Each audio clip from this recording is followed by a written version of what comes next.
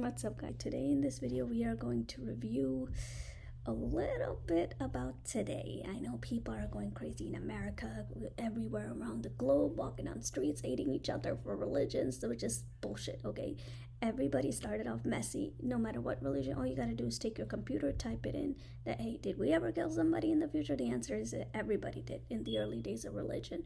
Just gotta look it in. But the results after every fight, it always comes on the people who didn't do anything, and this shows that the people who believe in their faith, how they were pretty much abused, and pretty much that's how society is today in UK. It doesn't make much of a difference, but it shows you a sample what did happen after all the judgments. And you're gonna see in this clip, even though I didn't make this one too long, I just want you to get a preview of it, that a dude, when a lady spoke up for a Jewish family, who got the criticism? The lady did, Muslim did, for her faith, her judgment, some guy reading her a script, which clearly is not his business, but yeah, this is society today, guys, so stay tuned.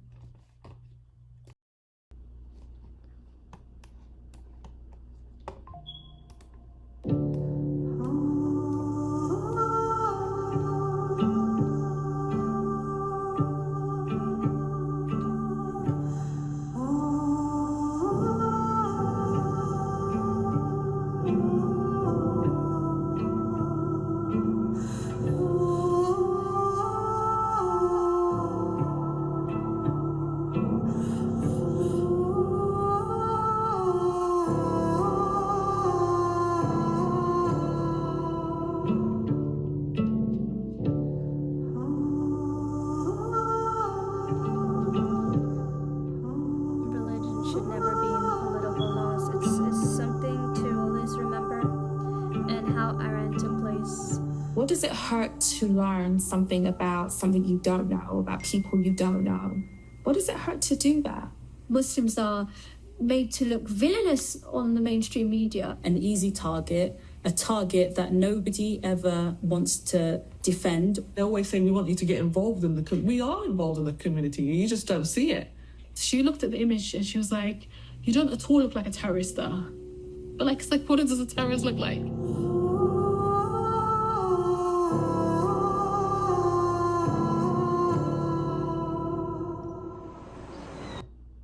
How much should good car insurance cost you a month? $80?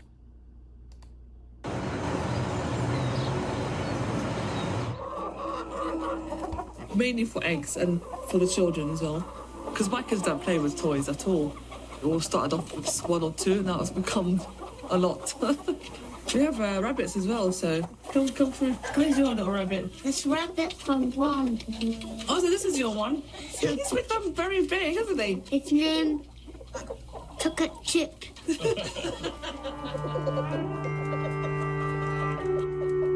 I was born in London, and my mother was a woman that wears hijab. And at that time, around the 1985, it was quite rare to see people wearing hijab at that time in Britain. So as I was with her in the car once, somebody swore at my mum and told her to go back to her country. So as a child, obviously you get quite confused. You don't understand, why would someone say that to your mum? Why would they attack her and tell her to go back to her country, or when we are in our country? I mean, I didn't know anything else apart from Britain. She was quite upset. I asked her, why did they say that to you? And she just said to you know what, we would never belong here. This is not our country, and they'll never accept us.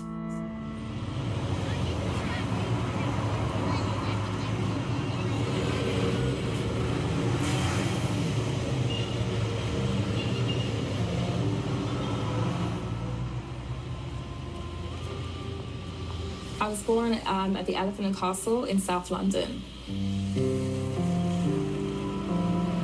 My family came in the early 80s. My parents specifically, they came as students in their 20s. Their intention was never to stay, and I think that that's an experience or narrative that other immigrant children would have heard from their parents.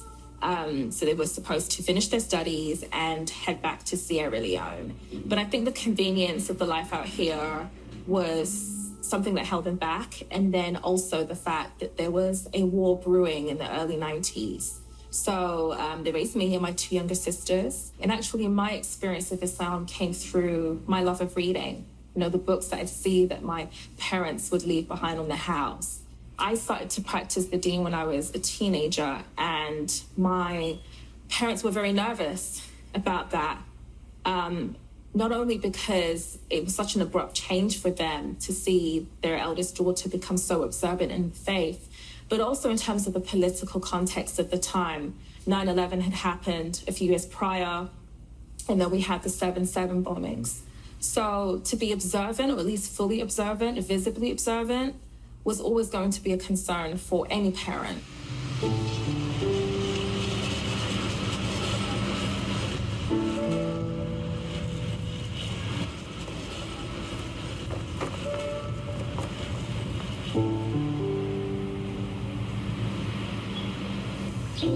We were living in the northwest of London. It was an area called Stanmore, which is a very rich area, but we lived in a council estate in that part of the city.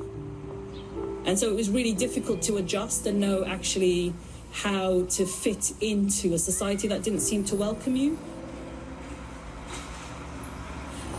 I was a bookworm. I loved to read. And so, you know, to avoid kind of conflicts in the playground and comments from some of those children when I was in primary school, I would just sit in the library and read. And, you know, I remember the first school that I went to in London, I read everything in the library and they had to get me more books.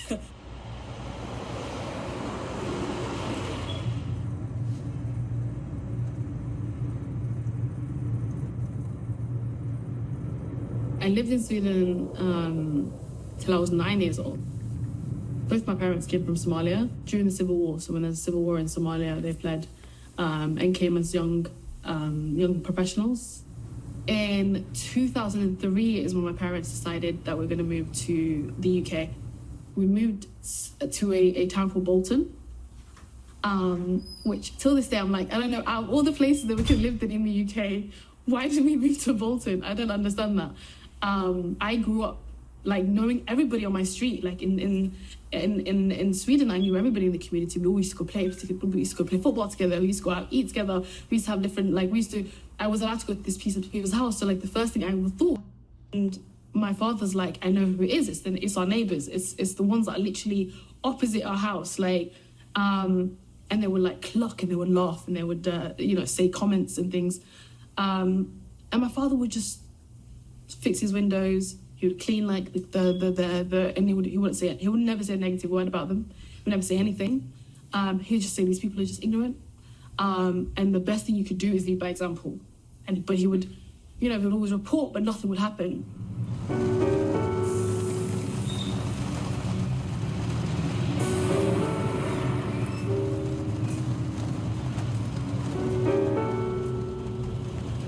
I was invited by a senior manager in an organisation, but because of defamation purposes, I'm not allowed to name the actual person. It was a lady, a white lady who was interested upon seeing my CV about a career in doing some kind of reporting and on-screen work presenting. So when I went to network with this lady in the actual, office, as soon as she saw me, she became very, serious looking. She wasn't friendly, wasn't hospitable. She knew I was waiting in the room to see her, but she carried on having a conversation with her other colleague for half an hour outside. She was really trying to belittle me. She was trying to say, well, you do know that you don't really have the right look to be here, to be in this industry. There's a certain criteria, there's a certain look we have, especially when you want to do on-screen work. And I was really taken aback, for somebody to say that to your face and feel that it's okay to discriminate so openly and being in such a senior position. She goes, would you ever consider changing your look?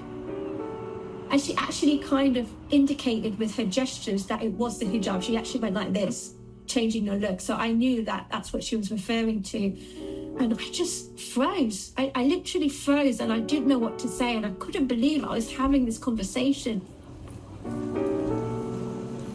Of content creators.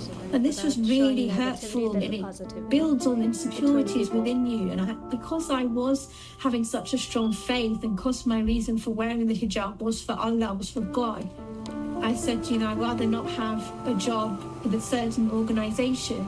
I'd rather have my identity, without compromising it.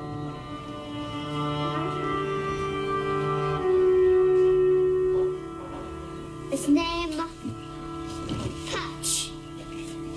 You can see how he has patches. He has, but this one, whenever you want to stay next to him or touch him, he starts running away very fast. When I went to high school, for myself, I wanted to wear the hijab. Now, my mum will tell you, if she was here, she'll say to you, Asma's always wanted to wear hijab since she was 8 years old. So my mum took me out to go hijab shopping. It was a lovely time with being my mother. And then when I went into school, that's when I thought, yes, I'm completely different to everybody else. And I used to actually celebrate that difference. When people say to me, oh, what are you? I'm like, oh, I'm a Muslim. I'm originally from Libya. I was born in London, so I was quite happy with my identity, but I don't think everybody else was happy with my identity because they saw me, I was a confident person. I was a very outspoken child. So I think they didn't really play well with the children there and the teachers. So I suffered a lot in high school because of wearing my hijab. It started off by teasing me. They called me, oh, we got a rag on your head. You look like this, you look like that. I didn't really listen to them. I was just going, when you go past the corridor, you hear these stupid guys teasing me. They call me, oh, we got a rag on your head. You look like this, you look like that. I didn't really listen to them. I was just going, when you go past the corridor, you hear these stupid little remarks from teenage girls, you just walk off. But the more I be quiet, the more it became more intense. So I was walking up to my maths building, and this is a school in Northwest London. It's called John Kelly School, John Kelly Girls' School at that time. And I was walking, I felt someone grab my hijab from the back, and I fell down the stairs as they grabbed me. Obviously, my hijab came off, and then they started to beat me up. They started to punch me. It was a couple of girls, and I got beaten up quite severely. And when I went to the head teacher, they told me that, you shouldn't be wearing what you're wearing on your head if you don't want any problems. And I thought, but hold on a second, you're supposed to be protecting me while I'm at school, I'm not with my parents. I was fearing for my life. I was looking over my shoulders every time I went into school because I never knew what would happen because it was quite rough. So I had to fight back, unfortunately. I had to learn to defend myself because the teachers weren't doing anything. The head teacher definitely wasn't doing anything. And I felt like she had a hidden agenda against me to show everybody that I'm not accepted in society.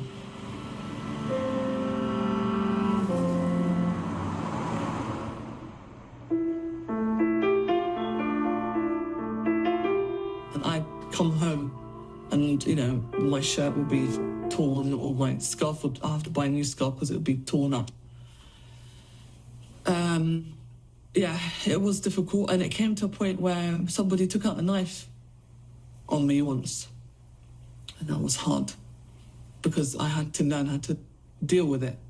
I had to learn how to defend myself because if I didn't defend myself, I wouldn't be here today. But alhamdulillah, going through those struggles at school, my mum taught me in times of need, you can only ask Allah for help. Sorry.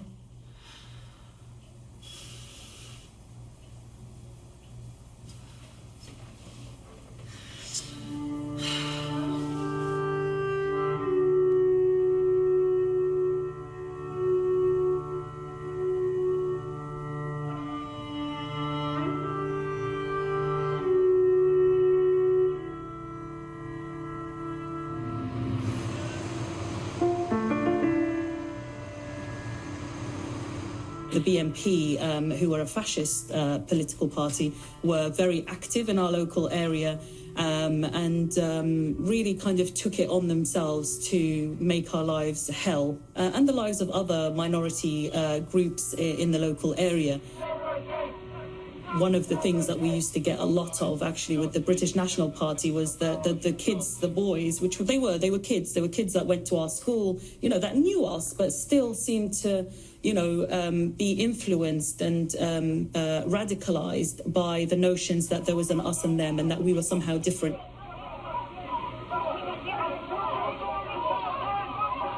One of the things that really hurt was one particular boy who was part of this group, who was really close to our family. Like, you know, we spent all of our primary school years together in the same school. And I remember he'd come from quite a difficult childhood. And he was always in our house, always, you know. And my mum is a very kind of homely mum, dinner on the table when you got home from school, you know, packed lunches, very kind of, doing activities for us during the week. On a weekend, we'd go and get a film and we'd sit down and she'd have popcorn ready and all of these kinds of things. And they loved it.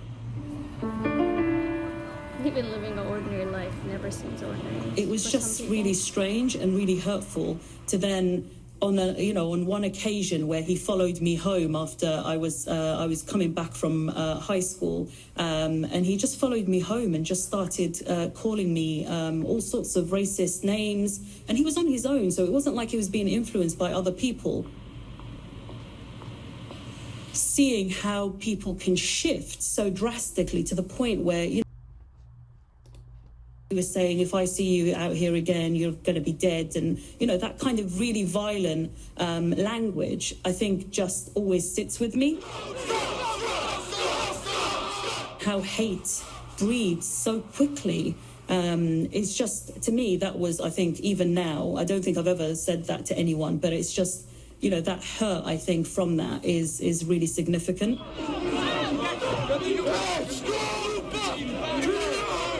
When I reflect on it now and I think about the way that people are radicalized and how easily hate kind of seeps into systems because of the way that we talk about people and how we see them as other, that even people that we know, we somehow learn to hate. Other platforms we've used made work harder. We love Monday.com because it makes work effortless. We tried other work management platforms.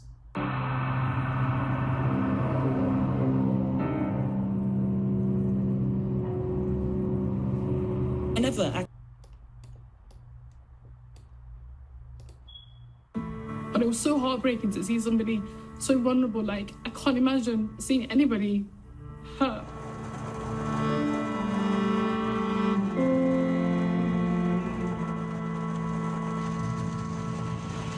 The incident was caught on CCTV. The police ended up finding the young boys. They literally lived in the area. We knew who they were. They found the young boys that did it. And then my grandma refused to take, she basically said these are young kids and she doesn't want to ruin their lives. And she forgave them and therefore they weren't charged. And I remember being so angry. And before we moved away, because we moved out of that house not long after that, I remember the young boys coming to our houses and apologizing and really thanking my grandma for not throwing away their lives, And for me, it was like, it was such a, I think it was such a powerful thing for her to do, to be able to forgive somebody to forgive children. They were children. They were children. They were like 14-year-olds, kids who have been raised with hate. As Muslims, like, we are expected to forgive. We do need to be able to see the bigger picture and the impact that certain decisions, things that we make have. And like for my grandma, she felt that forgiving them was going to have a bigger impact than having them prosecuted.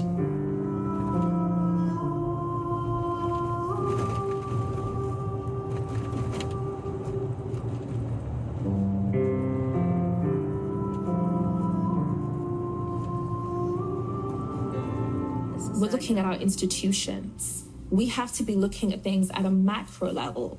Like, why is it that many of us come from countries that are so debt-ridden and so impoverished, and yet this is where these places of the countries or the regions where the wealth of the UK and France came from in the first place. Why are they still in debt, or why are they still impoverished decades after they were able to win their freedom and independence from their, quote unquote, colonial masters?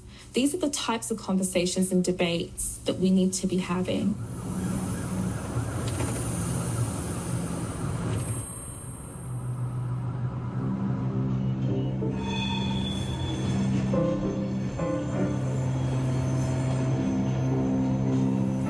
I will make them of the synagogue of Satan, which say they are Jews and are not, but do lie. Behold, I will make them come and worship before your feet. It brought me flashbacks to what happened to me. You don't know how to act because you've got children. You're trying to shield your children from this crazy person who's trying to tell you that your religion is no good and that you're following the wrong religion and that you're not accepted. Yep. I'm not no Christian pastor. Back the up from exactly what's happening. Instead of arguing with him, I tried to calm him down because he was very aggressive. No lie. He was swearing, and he was talking down to the children as well and making them doubt who they are as their own identity. Obviously, being a Jewish family. Jewish family sitting right and over that there. all didn't sit well with me. And I said to him, what you're doing is wrong. The public transport. You shouldn't be talking to people like that. You should allow everyone to practice what faith they wish to follow. He came like, why is wearing trousers, man? You shouldn't be wearing trousers, man. So you don't have own shit, man. It's talkers. No, it's not my opinion. It's God's word. I was called a hijabi Muslim hero. When has in the history of British media has a woman been called a hero, especially with hijab on? He came like, why is wearing trousers, man? You shouldn't be wearing trousers. But what disappointed me was there was only 2 people probably who spoke against this man and nobody else got up.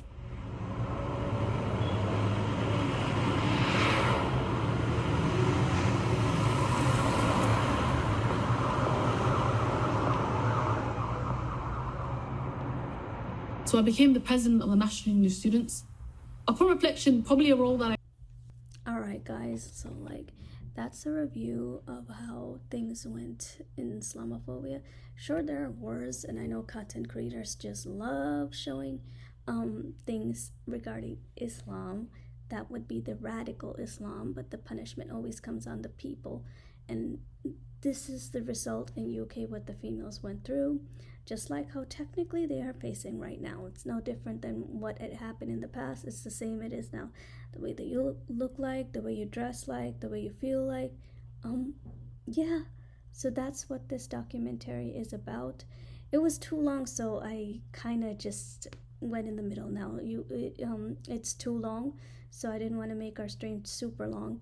So that just shows the result what's happening to females in UK today. Same thing happened to them in the past, is that they were criticized for their faith. And I have a question for every content creator, okay?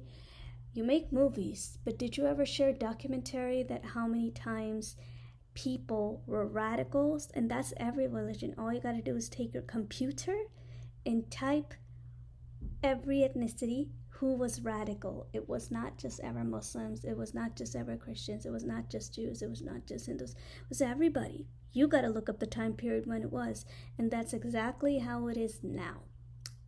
Early days, there's not one religion that was never radical. Everybody had their time period of being radical. So, but the result of being like that, it always hits the people. See you later, guys.